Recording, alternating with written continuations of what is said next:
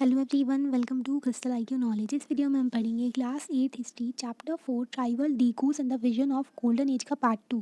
ठीक है, part first में हमने आपको कई सारी चीज़ें पढ़ाई थी, तो वो प्लेलिस्ट में सेव है, आप उसको देख सकते हैं ना। फिर कंटिन्यूटी बन जाएगी, तो फिर आप इसको पढ़ेंगे, है ना। तो यहाँ पर देखो, हमने ना आपको बिरसा मुंडा जी के बारे में बताया था, है ना। ये वुमेन हैं, डुंगरिया कांड, ट्राइब हैं, ट्राइबल कम्युनिटीज़ के बारे में हमने पढ़ा था, है ना। ये सारी चीज़ें, वो शिफ्टिंग कल्टीवेशन किया करते थे जिसको झुम्बी कहते थे। वो हंटर गैदरर्स भी थे, है ना। और फॉरेस्ट प्रोड्यूस को जो गैदर किया करते थे, ये सब भी हमने देखा था। ये मैप बहुत ही इंपॉर्टेंट था, है ना। तो इसके बारे में हमने देखा था। और कुछ जो थे चरवाहे थे, कुछ जो ट्राइबल कम्युनिटीज़ थी, है ना। फिर उसके बाद में लोग जो ब्रिटिशर्स थे, वो चाहते थे कि ये लोग सेटल्ड कल्टीवेशन करें, एक जगह पर रहें ट्राइबल पीपल, ना कि मूव इधर उधर मूव करें। ठीक है, जैसे कि शिफ्टिंग कल्टीवेटर्स थे और हंटर गैदरर्स थे, वो एक सी जगह दूसरी जगह तक जाते रहते थे, तो उनको अनसिविलाइज्ड बोला था इन्होंने। ठीक है, वाइल्ड और सैवेज बोला था। अब यहाँ पर हम आगे से देखते हैं। ठीक है, यहाँ से पढ़ते हैं अभी। ये ना यहाँ पर व्यवहार दिया हुआ है, ये इंपॉर्टेंट टर्म है। अगर व्यवहार, अब मध्य प्रदेश में ना व्यवहार जो है शिफ्टिंग कल्टीवेशन को कहते हैं। अलग अलग नाम होते हैं शिफ्टिंग कल्टीवेटर्स के, अलग कंट्रीज़ में अगर देखें तो वो आपको नाम पता होना चाहिए, एग्जाम्स में पूछ लेते हैं ना। How did colonial rule affected tribal lives. कि ट्राइबल लाइव्स को कैसे अफेक्ट किया, जो कॉलोनियल रूल था, मतलब कि ब्रिटिश जो रूल कर रहे थे, उससे ट्राइबल पीपल को कैसे नुकसान पहुंचा, कैसे उनकी ज़िंदगी को अफेक्ट कर रहा था। जो ट्राइबल पीपल थी, उनकी ज़िंदगी में कई सारे बदलाव आए थे ब्रिटिश रूल में, तो वो सब हम देखेंगे। व्हाट हैपन टू ट्राइबल चीज़, अभी हमने देखा था कि जो ट्राइबल जो होते थे उनमें भी कुछ एक पावरफुल हो जाता था, कुछ लोग, है ना। तो वो अपने आप को चीफ कहने लगते थे। Before the arrival of British, तो ब्रिटिश के आने से पहले जो कई सारे एरियाज़ थे, वहाँ पर ट्राइबल चीफ बहुत इंपॉर्टेंट पीपल हुआ करते थे, है ना। मतलब कि जब ब्रिटिशर्स नहीं आए थे, तब जो ट्राइबल पीपल्स थे वो इंपॉर्टेंट पीपल हुआ करते थे, चीफ होते थे। They enjoy certain amount of economic power, उनके पास में इकोनॉमिक पावर थी, and had right to administer and control their territories. तो वो लोग ना इंजॉय करते थे, इकोनॉमिक पावर थी उनके पास में, और उनका ना अधिकार था कि वो अपने जो जगह थी उसको एडमिनिस्टर कर सके और उसको ना कंट्रोल कर सकें, जो उनकी जगह थी मतलब कि ट्राइबल पीपल्स का ना कंट्रोल हुआ करता था उनके एरिया में, है ना। और वो ना सारा उनको जो कंट्रोल में रखते थे सभी लोगों को। In some places they had their own police, तो कुछ जगह ऐसी भी होती थी जहाँ पर ट्राइबल पीपल्स जो थे उनकी खुद की पुलिस हुआ करती थी, और फिर डिसाइड करते थे सारे जो लोकल रूल्स हैं उनके यहाँ क्या चलेंगे। ठीक है, ज़मीन में और जो फॉरेस्ट मैनेजमेंट है उसमें भी। Under British rule the function and powers of the tribal chief changed. तो ब्रिटिश रूल के आने के बाद जो पावर थी ट्राइबल चीफ्स की, ठीक है, उसके काम थे, वो सब बदल गए। They were allowed to keep their land titles over a cluster of village and rent out lands, but they lost much of the administrative power and were forced to follow laws made by the British official in India. ठीक है, तो अभी क्या हुआ था, जो tribals थे ना, तो ट्राइबल चीफ थे, पहले उनके पास में बहुत सारी पावर होती थी। ब्रिटिश के आने के बाद जो उनकी पावर्स ना, उनकी फंक्शन और पावर जो थी वो बदल गई। अब उनको क्या करना पड़ता था, ठीक है आपके नाम, आपका विलेज, आपका ज़मीन तो है, पर जो उनकी बहुत सारी जो एडमिनिस्ट्रेटिव पावर थी, जो ना उनका रूल चला करता था, वो सब ख़त्म हो गया वहाँ पर। और उनको ना लॉस्ट हो गया, और वर फोर्स्ड, उनको फॉलो करने पड़ते थे जो भी लॉज बनाए जाते थे ब्रिटिश ऑफिशियल्स, मतलब कि ब्रिटिश ऑफिशियल सुप्रीम हो गए। अब जो वो कहेंगे वहीं पर वो होगा। ठीक है, मतलब कि ब्रिटिश ऑफिशियल जो चाहेंगे वहीं होगा वही। ठीक है, तो हमने यहाँ पर देखा ना अभी, तो उनको ना ट्रिब्यूट पे करना पड़ता था, और ना सभी लोगों को अनुशासन में रखना पड़ता था, डिसिप्लिन में, ब्रिटिश के बिहाफ में। उनकी बहुत सारी पावर्स ख़त्म हो गई थी। They lost the authority they had earlier enjoyed amongst their people, तो उनकी जो अथॉरिटी थी वो भी ख़त्म हो गई थी जो इन्जॉय करते थे। Were able to fulfil their traditional functions, अब वो ना उनके अब जो उनके ट्रेडिशनल फंक्शन थे वो भी नहीं चला पा रहे थे, मतलब कि सारा जो था ब्रिटिशर्स के कंट्रोल में हो गया था, उनको कुछ अच्छा नहीं लगता तो वो नहीं करने देंगे, है ना। यहाँ पर देखो, a long house belong being built, sorry, तो ये ना बनाया जा रहा है निशी ट्राइब है अरुणाचल प्रदेश की। ठीक है, अपना घर बना रहे हैं, एंटायर विलेज हेल्प करता है। घर बनाने में ना सभी लोग एक दूसरे की हेल्प करते हैं, तो कितना अच्छा कल्चर है ना। What happen the shifting cultivators, अब शिफ्टिंग कल्टिवेटर्स का क्या हुआ था, British were uncomfortable with the groups who moved about and did not have fixed home. तो ब्रिटिश अनकंफर्टेबल हो रहे थे, उनको अच्छा नहीं लग रहा था कि जो कई सारे ट्राइबल ग्रुप्स थे एक जगह से दूसरी जगह जाते रहते थे, और उनका कोई एक फिक्स्ड होम नहीं हुआ करता था, है ना। They wanted tribals group to settle down, वो चाहते थे कि ट्राइबल ग्रुप जो थे एक जगह पर रहने लगे, एंड बिकम पीजेंट कल्टिवेटर्स, और वो जो है किसान बन जाएं। क्या होता था ना, जो सेटल्ड पीजेंट है एक जगह पर रह रहे हैं, तो उनको ईजी होता था कंट्रोल करना, administer than people who are always on a move, तो जो एक जगह से दूसरी जगह मूव कर रहे हैं उनको कंट्रोल करना बहुत मुश्किल होता था। Britishers also want a regular revenue source, Britishers चाहते थे कि उनको ना एक रेगुलर रेवेन्यू सोर्स हो, ठीक है, तो मतलब पैसा मिलता रहे, तो उसके लिए लोगों को कंट्रोल करना तो ज़रूरी है। दे इंट्रोड्यूस लैंड सेटलमेंट, तो उन्होंने लैंड सेटलमेंट इंट्रोड्यूस किया। हमने देखा था तीनों लैंड सेटलमेंट के बारे में हमने आपको पढ़ाया था, तो आप कमेंट बॉक्स में लिख करके बताओ, ठीक है। That is they measure the land, तो वो ना मेजर करते थे लैंड को and define the rights of each individual. तो उन्होंने पूरा मेजर किया कितना ज़मीन है, ठीक है, और एक एक लोगों का जो था उनका राइट्स बता दिया कितना अधिकार है आपका ज़मीन पर, एंड फिक्स्ड कर दिया revenue demand for the states, और जो कितना रेवेन्यू आपको देना पड़ेगा जो स्टेट है जो गवर्नमेंट है उसको, है ना। सम पीसेंट्स वर डिक्लेयर्ड लैंड ओनर्स, कुछ पीसेंट्स को बोल दिया कि आप ज़मीन के मालिक हो, और कुछ को बोल दिया आप जो यहाँ पर काम करने वाले मजदूर हो, है ना, मतलब कि वर्कर्स हो, लेबरर्स हो। जैसे कि हमने चैप्टर 2 में देखा था, tenants were to pay rent to the land owners. अब क्या होता था कि टेनेंट्स जो होते थे उनको रेंट पे करना पड़ता था, क्योंकि वो उनकी ज़मीन उधार पे ले रहे हैं लैंड ओनर्स की, है ना, तो उनको रेंट पे करना पड़ेगा। Who in return paid revenue to the state. अब लैंड ओनर्स को वो पे करेंगे, ठीक है, रेंट, फिर लैंड ओनर्स जो हैं वो स्टेट को पे करते हैं। तो इस तरीके से हमने देखा था। यहाँ पर देखो ये व्हील वुमेन है, तो ये काम कर रही है ना, ये गुजरात में दिखाया गया है। Shifting cultivation continues in many forest areas of Gujarat. तभी नॉर्थ ईस्टर्न रीजन में भी देखने को मिलता है शिफ्टिंग कल्टीवेशन, है ना, तो ये प्रैक्टिस करते हैं जो कई सारी कम्युनिटी है, ट्राइबल कम्युनिटीज़ हैं वो। यहाँ पर ट्राइबल वर्कर्स आंध्र प्रदेश के राइस फील्ड में काम कर रहे हैं, ठीक है, जो यहाँ पर चावल की खेती हो रही है ना। तो राइस कल्टीवेशन जो होता है फ्लैट प्लेन्स में होता है, ठीक है, जो ज़मीन होती है ना नीचे जो फ्लैट प्लेन्स होते हैं उसमें, एंड इन फॉरेस्ट, ठीक है। तो ये हो गया। अभी हम देखते हैं यहाँ हो गया था ब्रिटिश एफर्ट्स टू सेटल झुम cultivators were not very successful. अब ब्रिटिश चाहते थे कि जो शिफ्टिंग कल्टीवेटर्स वाले हैं, झुम कल्टीवेटर्स हैं जिनको बेवार भी कहते हैं मध्य प्रदेश में, तो वो ना ज़्यादा सक्सेसफुल नहीं हो पा रहे थे कि वो सेटल कर सके उनको। Settled plug cultivation is not easy. अब जो लोगों को सेटल करना ईजी नहीं था, है ना, in areas where water is scarce. अभी वहाँ पर आप कह रहे हो कि खेती करो वहीं पर रहो, तो वहाँ पर पानी की कमी है, ठीक है, वहाँ पर सॉइल जो है बहुत ज़्यादा सूखी सूखी है, ड्राई में है ना। इनफैक्ट झुम कल्टीवेटर्स जो थे who took the plough cultivation often suffer, तो वो भी प्रॉब्लम फेस किया करते थे, क्योंकि इनको जो फील्ड होती थी अगर उन्होंने कहीं पर जो खेती की वहाँ से भी अच्छा प्रोड्यूस नहीं होता था, मतलब कि ज़्यादा अनाज नहीं मिला उनको, तो वो भी सफ़र करते थे। सो झुम cultivators in the north eastern India insisted on continuing with the traditional practices. मतलब कि जो झुम कल्टीवेटर्स थे ना, एक बार फिर से देखते, ठीक है, झुम कल्टीवेटर्स जो थे वो प्लग कल्टीवेशन करने लगे थे, मतलब कि वो जैसा ब्रिटिश ने बोला ना कि आप यहाँ पर रहकर के करो, ठीक है, जो कल्टीवेशन वगैरह, तो वो करने लगे, पर उनको प्रॉब्लम फेस करनी पड़ रही थी बहुत ज़्यादा, है ना। तो उन्होंने क्या किया, झुम कल्टीवेटर्स नॉर्थ ईस्टर्न इंडिया में थे, उन्होंने बोला हम तो अपनी ट्रेडिशनल प्रैक्टिस फॉलो करेंगे। Facing widespread protest the British had to ultimately allow the them right to carry on shifting cultivation in some parts of the forest. अब बहुत ज़्यादा प्रोटेस्ट किया, लोग उनके खिलाफ हो गए ब्रिटिशर्स के, तो ब्रिटिश को अलाउ करने वाला ठीक है आप लोग करो अपनी शिफ्टिंग कल्टीवेशन कुछ जगहों पर, ठीक है, तो ब्रिटिश को मानना पड़ा उनका। अभी आप देखोगे नॉर्थ ईस्टर्न रीजन में फॉरेस्ट हैं बहुत सारे, है ना, तो इसलिए भी है क्योंकि ब्रिटिशर्स की वहाँ पर ज़्यादा चली नहीं थी। अगर ब्रिटिशर्स का ज़्यादा वहाँ पर रूल चल जाता तो वहाँ पर भी हो सकता है कि फॉरेस्ट नहीं होते, है ना। फॉरेस्ट लॉज का इम्पैक्ट क्या था, ठीक है, फॉरेस्ट कैसे लॉज बनाए थे ब्रिटिशर्स ने, और उनका जो इम्पैक्ट क्या रहा था लोगों के ऊपर, उसका असर क्या पड़ा था।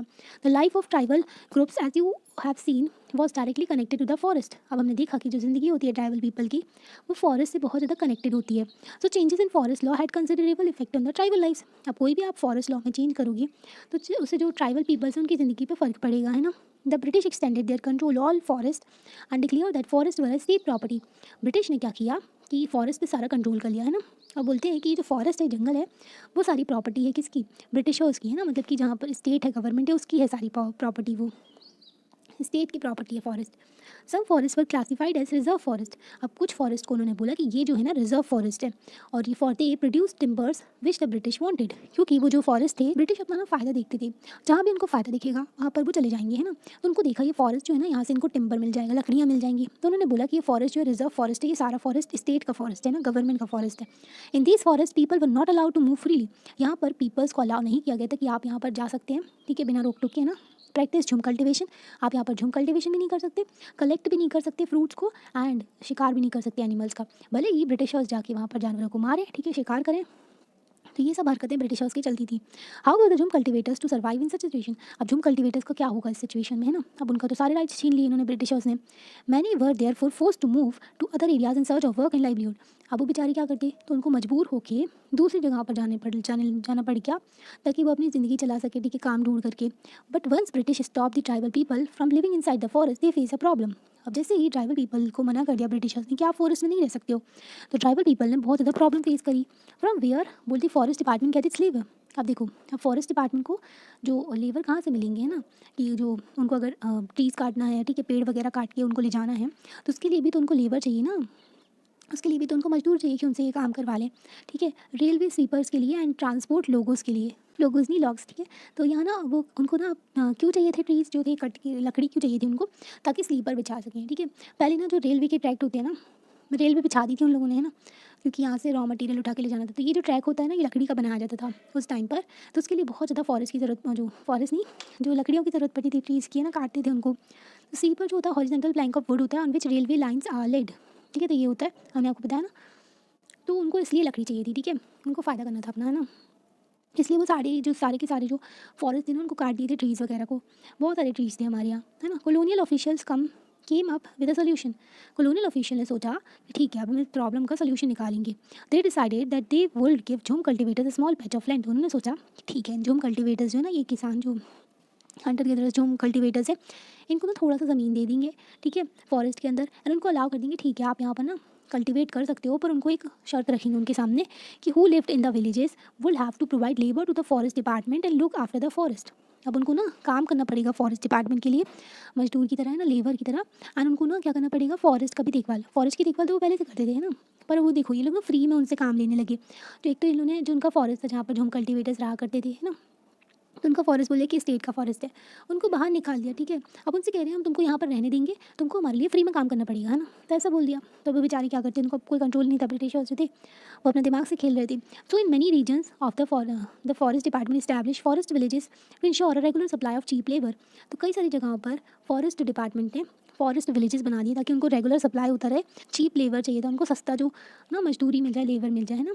यहाँ पर ना, in this land of English how hard is to live, एक पोएम दी गई है कि कितना प्रॉब्लम फेस करते थे जो लोग थे, है ना, ज़मीन में जो मतलब जो ब्रिटिशर्स ने उनकी ज़मीन छीन ली थी, उनके रहने का जो वो जीते थे, जो काम करते थे, वो सब उनका अफेक्ट हो गया था इसकी वजह से, ब्रिटिशर्स की वजह से। ग्रुप, कई सारे ट्राइबल ग्रुप थे, उन्होंने अपोज किया ये जो फॉरेस्ट लॉ बना के रखी थी, कॉलोनियल जो रूल था ब्रिटिशर्स ने। दे डिसोबे द रूल, उन्होंने जो रूल्स थे उनका पालन नहीं किया, उसको ओबे नहीं किया, ठीक है। दे कंटिन्यूड विद द प्रैक्टिस, जैसे कि वो अपना खेत जो जंगलों में जाया करते थे, ठीक है, और वो जो शिफ्टिंग कल्टिवेशन किया करते थे, है ना, और फॉरेस्ट प्रोड्यूस को कलेक्ट करते थे, वो सब करते थे वो लोग। तो इसलिए उनको डिक्लेयर कर दिया illegal. And at a time rose in open rebellion, तो फिर थोड़े टाइम के बाद उन्होंने ओपन रिवेलियन भी किया, ठीक है, विद्रोह किया ब्रिटिश के खिलाफ। Such was the revolt of Songram Sangma. तो एक रिवॉल्ट दिया गया है जो कि सोनग्राम संगमा का हुआ था 1906 में असम में, ठीक है। ये इंपॉर्टेंट है कि सोनग्राम संगमा का हुआ था असम में। एंड फॉरेस्ट सत्याग्रह हुआ था 1930 इन द सेंट्रल प्रोविंस जो कि सेंट्रल इंडिया आता है, मध्य प्रदेश, है ना।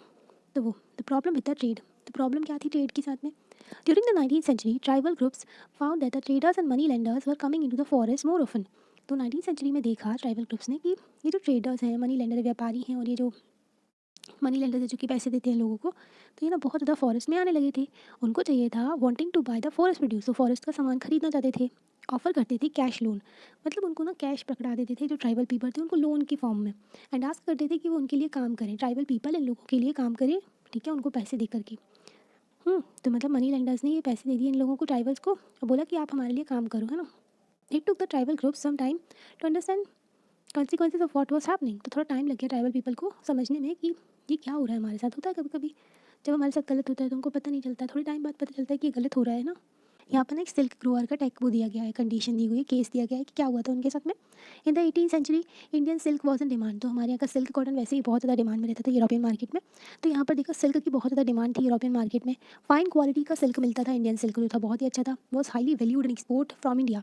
तो बहुत ही वैल्यू थी इसकी, इसको एक्सपोर्ट किया जाता था, बाहर भेजा जाता था ब्रिटेन में, ठीक है, जो यूरोप में। तो इसकी बहुत ज़्यादा इंक्रीज़ हो गई थी demand. As the market expand, जैसे जैसे मार्केट बढ़ता गया, East India Company officials try to encourage silk production to meet the growing demand.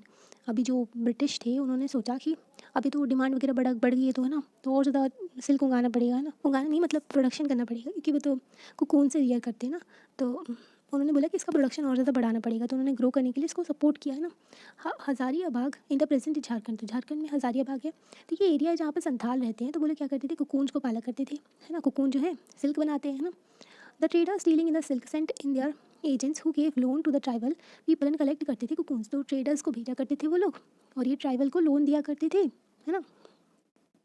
जो ट्रेडर्स का एजेंट होता था वो जाता था, लोन देता था ट्राइबल पीपल को, और वो लोग क्या करते थे, कलेक्ट करते थे जो भी कोकून था, ठीक है। तो क्या होता था कि ये जो ग्रोअर्स है ना, ये इनको कितना मिलता था, 3 से 4 रुपये मिलता था। जो ट्राइबल पीपल थे जो इनको सिल्क बनाते थे ना, तो उनको कितना मिलता था, प्रोडक्शन करते थे तो 3 से 4 रुपीज़ मिलता था 1000 कोकून का, है ना। और इसको फिर एक्सपोर्ट करते थे, कहाँ भेज देते थे, गया में भेज देते थे। तो वहाँ पर ये 5 गुना ज़्यादा प्राइस में बेचा करते थे। मतलब अगर 4 रुपये का 4 रुपये इनको मिल रहा है ट्राइबल पीपल को, तो कितने पैसे में बेचेंगे, 3 4 × 5 कर दो, तो 20 रुपीज़, 15 तो इसका होगा, तो 20 रुपीज़ में बेचेंगे, है ना। तो इसको तो कितना मिला, ट्राइबल पीपल को बस 4 मिल रहा है ना, जिन्होंने रियल मेहनत की है ना, तो उनको पैसे ही नहीं मिलते थे। द मिडिल मैन जो था so called because they arranged deals between the exporter और सिल्क ग्रोअर। उनके बीच में डील करता था मिडिल मैन, जो कि बिचौलिया होता था, ठीक है। तो मेड ह्यूज प्रॉफिट, तो इसको बहुत ज़्यादा प्रॉफिट होता था मिडिल मैन। आज भी ऐसे ही करता है, किसानों को लूटता है ना। तो किसान होता है, ठीक है, बुला वाला, और यहाँ पे एक जो व्यापारी हो गया, मतलब खरीदना है जिसको अनाज वगैरह, और यहाँ पे शातिर जो होता है मिडिल मैन, तो ये इनसे खरीदता है किसानों से, और फिर इनको महंगे दामों में बेचता था, सस्ते में खरीदता है किसानों से, है ना। तो किसानों को बहुत नुकसान होता है। इसी तरीके से ब्रिटिशर्स क्या करते थे, जो सिल्क ग्रोअर्स थे उनको पैसे नहीं मिलते थे अच्छे से, है ना। द मिडिल मैन जो था वो पूरा सारा प्रॉफिट ले जाता था। सिल्क ग्रोअर बहुत ही कम उनको कमाई होती थी उनकी, अंडरस्टैंडेबली। तो many tribal groups saw the market and traders as their enemies, main enemies. तो क्या किया फिर, जो ट्राइबल पीपल थे उनको ना ये दुश्मन लगने लगे, ये जो मार्केट है और ट्रेडर्स है, क्योंकि उनके साथ में बहुत धोखा हो रहा था, है ना। यहाँ पर देखो, हजांग वुमेन वीविंग अ मैट, तो ये मैट बना रहे हैं, ठीक है। चटाई होता है ऐसा, तो उसको बना रहे हैं ना।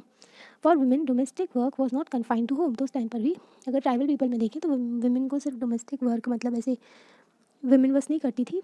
दे carry their babies with them to the field and factories. तो वो लोग अपने बेबीज़ को लेकर जाते थे और काम करते थे बाहर भी, जैसे कि फैक्ट्रीज हो गया। और जो नॉर्मल सोसाइटी होती है उसमें वुमेन्स को दबाया जाता है कि बोलते घर का काम बस करना पड़ेगा, है ना। और यहाँ पे क्या हो रहा है, यहाँ पे ना वो लोग सब इक्वालिटी रहती है। ज़्यादातर ट्राइबल पीपल में देखें तो जो है ना, तो वो लोग बाहर का भी काम करते थे। यहाँ पर देखो, coal minors of Bihar 1948-1920s में about 50% of the miners Jharia Rajgarh coal mine के बिहार के ट्राइबल्स थे। मतलब कि 50% अगर देखें तो पीपल जो थे, कौन थे, वो ट्राइबल पीपल थे जो कि माइन में काम किया करते थे। वर्क डीप डाउन, और एकदम नीचे जाके माइन से, डार्क एंड सफोकेटिंग, बहुत ही अंधेरा होता था वहाँ पर, और सांस ले नहीं पाते थे, सफोकेटिंग होता था, बहुत ही मेहनत का काम होता था ये। और इसमें ना बहुत ज़्यादा खतरा भी होता था, क्योंकि ना वहाँ नीचे जाकर के सांस नहीं ले पाते थे और डेथ भी हो जाती थी लोगों की। तो अगर 1920s ओवर 2000 वर्कर्स जो थे, हर साल उनकी डेथ होती थी। 2000 वर्कर, देख रहे हो, तो इंसानों की कोई कीमत ही नहीं थी उस टाइम पर ना। जो ट्राइबल पीपल थे उनकी जान चली जाती थी, ये ब्रिटिशर्स की वजह से ना। तो वहाँ पर देखो 50% जो, मतलब अगर देखें तो नॉर्मल पीपल का भी, सभी को, मतलब ये जो ब्रिटिशर्स थे वो फ़ायदा उठाते थे। वही देखो 2000 पीपल्स की हर साल जान जाती थी इंडिया में कोल माइंस में, है ना। तो कोल को निकाला जाता था यहाँ से और फिर एक्सपोर्ट किया जाता था। Search for work, the plight of the tribals who had to go far away from their homes in search of work was even worse. तब क्या होता था, ट्राइबल पीपल अब उन काम ढूंढने जाते थे बाहर, ठीक है। तो और ही बेकार होता था। From the land late 19th century में टी प्लांटेशन स्टार्टेड। अब टी प्लांटेशन शुरू हो गया था, चाय वगैरह की डिमांड बढ़ गई थी बहुत ज़्यादा, ठीक है। तो उन्होंने टी प्लांटेशन शुरू कर दिया। And mining became important industry. Mining इसलिए बन गई थी, इंडस्ट्रियल रेवोल्यूशन हो रहा था, तो उसमें जो कोल वगैरह चाहिए इंडस्ट्रीज़ को चलाने के लिए, है ना, जलाएंगे कोल, एनर्जी आएगी तभी तो चलेगा, इसलिए वो कोल वगैरह माइनिंग वगैरह भी ज़्यादा बढ़ गया था, और टी प्लांटेशन भी। दे वर रिक्रूटेड थ्रू द कॉन्ट्रैक्टर्स। तो कॉन्ट्रैक्टर हुआ करता था, तो वो क्या करता था, इन लोगों को रिक्रूट करता था, ठीक है। हु पेड दैम मिजरेबली, बहुत ही कम लो वेज में पे करता था उनको, मतलब थोड़े से पैसे दे करके उनको ना बुला लिया काम करने के लिए, जो ट्राइबल्स होते थे, और उनको घर वापस नहीं जाने देता था, ठीक है। प्रिवेंट करता था कि वो लोग घर ना जा पाए, है ना, वो काम करते रहे, और उनको बहुत ही कम पैसे देता था। अभी क्लोजर लुक देखते हैं, ठीक है। Through the 19th and 20th century tribal groups in different parts of the country रिवेल किए। अब इतनी ज़्यादा प्रॉब्लम फेस करने के बाद, ठीक है, जैसे कि वो ट्रेडर्स और मनी लेंडर्स उनको फंसा रहे थे, लोन दे रहे थे, है ना, और जो कोल माइनिंग करना, और फिर जो टी प्लांटेशन वगैरह भी, उनको फॉरेस्ट में इलीगल डिक्लेयर कर देना, उनको फॉरेस्ट में नहीं जाने देना, शिफ्टिंग कल्टीवेशन नहीं कर देना, और लो वेजेस पे करना उनके काम के लिए, है ना। तो कई सारी प्रॉब्लम फेस कर रहे थे, तो उन्होंने कर दिया विद्रोह। जो चेंजेस हो रहे थे उनकी ज़िंदगी में, तो उसके खिलाफ ना उन लोगों ने विद्रोह करा, जो ब्रिटिशर्स उनके साथ गलत कर रहे थे। Different parts of the country rebelled against the changes in the laws, the restriction on their practices, the new taxes they had to pay. और बहुत ज़्यादा टैक्सेस भी लगाया करते थे ब्रिटिश वाले। And the exploitation by traders, traders भी उनका एक्सप्लॉयटेशन करते थे, and money lenders. The Kol rebelled, तो कोल ने कब रिवेल्ट किया, 1831-32 में। Santhal rose and revolt, Santhal ने भी रिवॉल्ट किया 1855 में। बस्तर रिवेलियन हुआ सेंट्रल इंडिया में, broke out in 1910। Bastar rebellion कब हुआ, सेंट्रल इंडिया में, जो 1910 में। एंड वर्ली रिवॉल्ट हुआ महाराष्ट्र में। ये पूछ लेते हैं, बस्तर जो सेंट्रल इंडिया में हुआ था, है ना। संथाल का भी रिवॉल्ट हुआ था 1855 में, और कोल ने भी रिवेल किया था 1831 में, ठीक है। और वर्ली रिवॉल्ट हुआ था महाराष्ट्र में, है ना, 1940 में। The movement that led Birsa, तो बिरसा जी जो थे, उन्होंने, बिरसा ने मूवमेंट एक चलाया था, तो वो इनमें से एक ही था, ठीक है। रिवेलियन किया था ब्रिटिश के अगेंस्ट। देखो अलग अलग हुए ना रिवॉल्ट, इकट्ठे होते तो फिर ब्रिटिश को भगा देते ये लोग।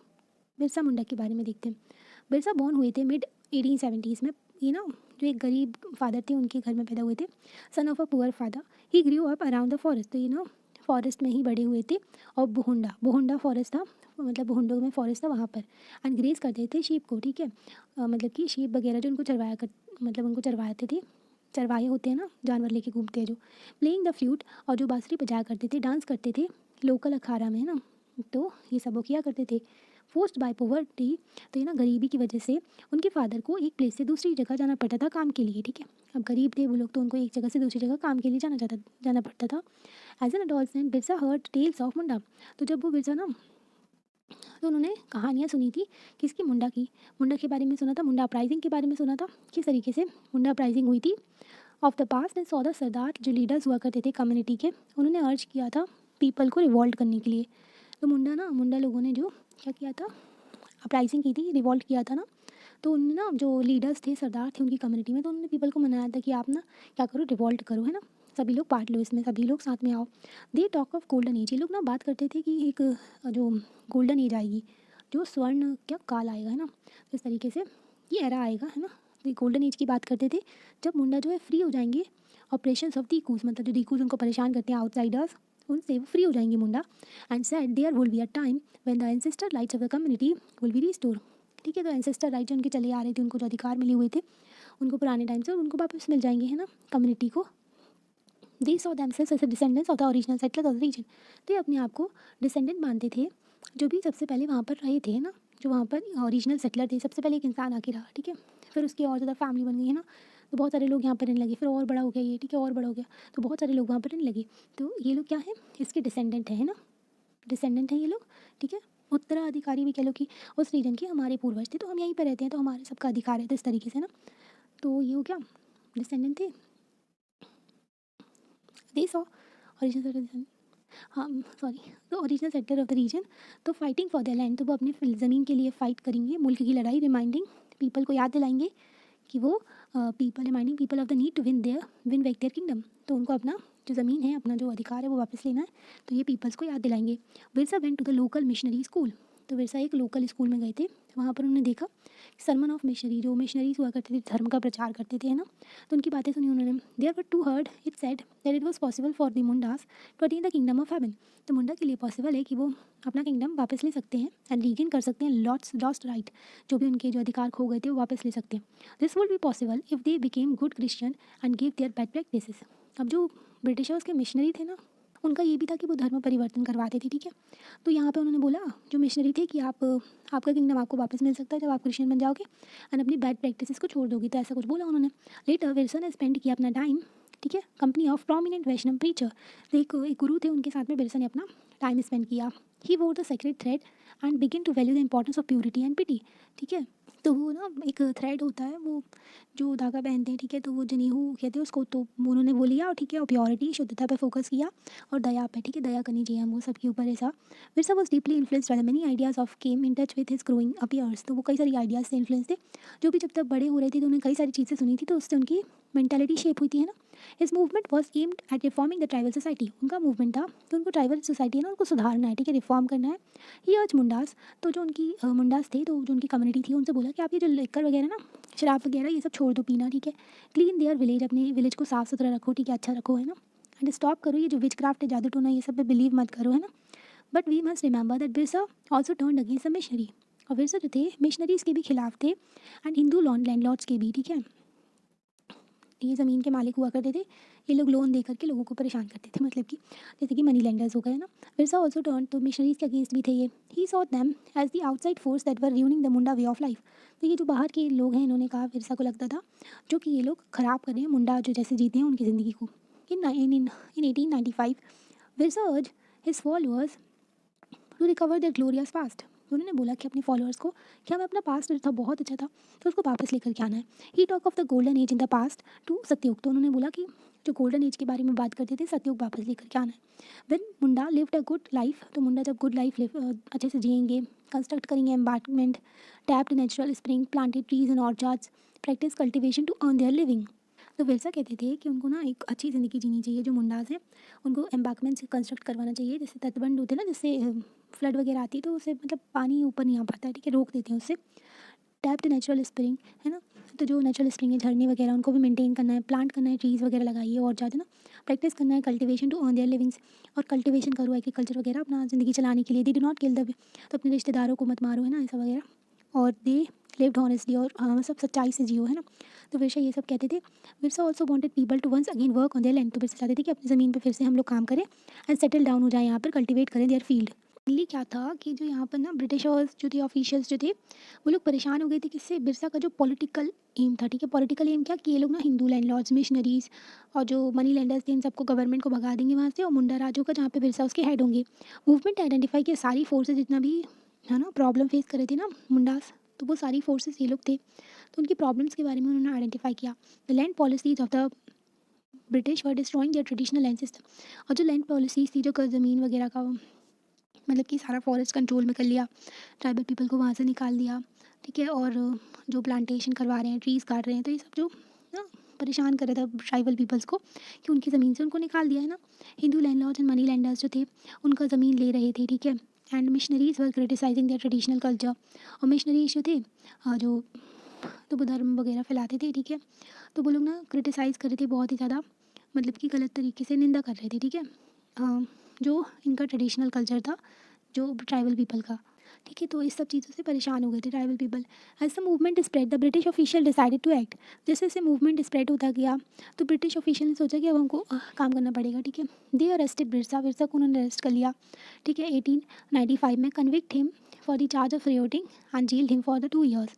तो दंगे फैलाने के चार्ज पे उनको अरेस्ट कर लिया बिरसा को, और उनको जेल भेज दिया 2 साल तक के लिए, है ना। वेन बिरसा रिलीज, अब 1895 में उनको जेल भेज दिया। 1897 में जब वो वापस आए, he begin touring the village to gather support. तो वो टूर किया उन्होंने, पूरा विलेज में घूमे ताकि वो लोगों को लोग उनका सपोर्ट करें, ठीक है। He use traditional symbols and language to rouse people. उन्होंने ट्रेडिशनल सिम्बॉल जो थे उनके और उनकी लैंग्वेज जो थी उनको यूज़ किया, ठीक है, ताकि पीपल्स को अपने साथ जोड़ सके। और उनको अर्ज किया कि आपको डिस्ट्रॉय करना है रावण को ख़त्म करना है, जो कि डीकोस और यूरोपियंस हैं, उनको भगाना है, ठीक है। पीपल्स को मनाया एंड इस्टेब्लिश करना है अपना किंगडम अपनी खुद की लीडरशिप में। Birsa followers begin targeting that the symbols of dikus and European power. तो विरसा जो फॉलोअर्स थे उन्होंने टारगेट किया किसको, सिंबल जो था डीकू का, जो बाहर वाले थे, एंड यूरोपियन पावर्स, उनको उन्होंने अटैक कर दिया पुलिस स्टेशन पे एंड चर्चेस पे, एंड रेड कर दिया जो property of money lenders. Attack किया उन्होंने, ठीक है, चर्चेस पे, पुलिस स्टेशन पे, ठीक है। वो मनी लेंडर्स जो थी उनकी प्रॉपर्टी पे अटैक करा और प्रॉपर्टी ले ली, है ना। And zamindars, they raise the white flag as a symbol of British Raj, ठीक है। तो उन्होंने अपना जो झंडा दिखाया, सफ़ेद झंडा, जो ब्रिटिश राज का है ना, as a symbol of British Raj, ठीक है। तो उन्होंने एक झंडा भी लेकर के आए थे अपना। 1900 बिरसा डाइड ऑफ कोलेरा। तो कोलेरा बीमारी की वजह से उनकी डेथ हो गई 1900 में। एंड मूवमेंट जो था धीरे धीरे ख़त्म होने लगा। हवेवर धुंधला पड़ गया। However movement was significantly less early 2 ways. तो 2 वेज देखें तो मूवमेंट बहुत ही इंपॉर्टेंट था, ठीक है। फर्स्ट था कि it force the colonial government to introduce laws so that land of the tribal could not be easily taken over by the dikus. अब वहाँ पर क्या हो रहा था, डीकूज जो थे उनका ज़मीन ले लेते थे। तो ये ना मूवमेंट की वजह से फोर्स कर दिया कॉलोनियल गवर्नमेंट को कि वो लोग जो हैं, जो ट्राइबल पीपल का ज़मीन ना लें। सेकेंड था कि it shows that once again the tribal people के पास में कैपेसिटी, उनकी हिम्मत है कि वो लोग ना लड़ सकते हैं, प्रोटेस्ट कर सकते हैं इनजस्टिस के खिलाफ, ठीक है, जो गलत हो रहा था उनके साथ में, एंड अपना गुस्सा दिखा सकते हैं कॉलोनियल रूल के अगेंस्ट। तो ये भी दिखा दिया था सेकेंड ये। They did this in their own specific way, inventing their ritual and symbol of struggle. तो उन्होंने ये काम किया था अपने तरीके से, अपना स्ट्रगल करके, है ना। तो अपना जो सिंबल वगैरह यूज़ करके ब्रिटिशर्स को भगाया था, है ना। मतलब ब्रिटिशर्स को फोर्स किया था कि वो उनके लिए एक लॉ लेकर के आएँ, जो कि ट्राइबल पीपल उनकी ज़मीन डीकूज ना हड़प लें, है ना। तो why do we need cash, यहाँ पर एक पोएम दी गई है, ठीक है। अभी देखो ये चैप्टर हो गया है कंप्लीट। आपको कैसा लगता है आप लाइक करके बता सकते हो, चैनल को सब्सक्राइब भी कर सकते हैं और शेयर भी कर सकते हैं। Thank you.